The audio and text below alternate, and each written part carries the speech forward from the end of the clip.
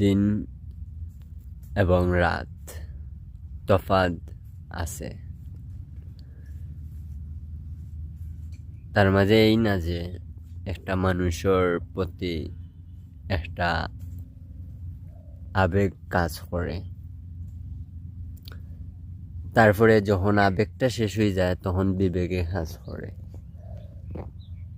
তারপরে তার কষ্টটা কাছে শেয়ার করতো যে মন চায় না, কারণ অনেকে মজা নেয়, টিটকারি করে।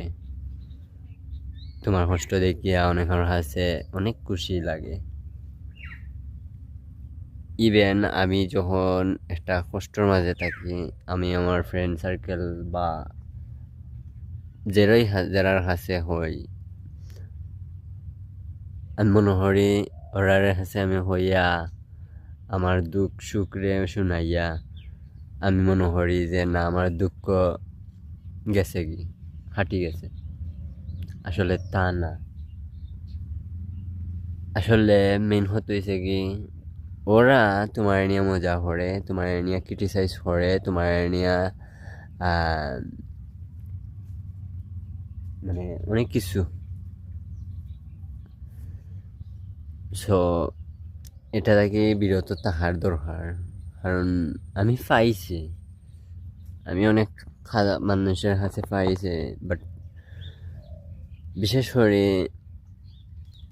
অনেক ফ্রেন্ড সার্কেল আছে সব সমান নাই, এটা আমি মানি, সব সমান নাই।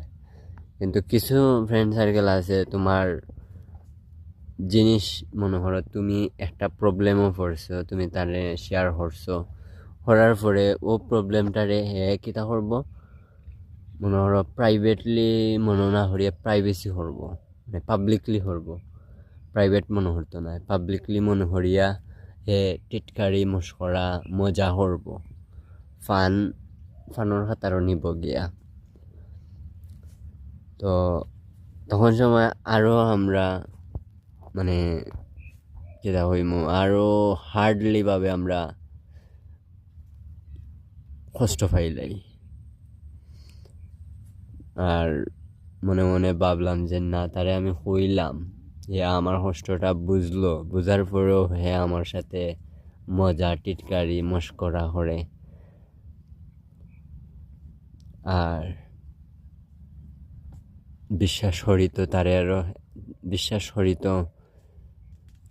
আরো কিছু হওয়ার বাকি নাই।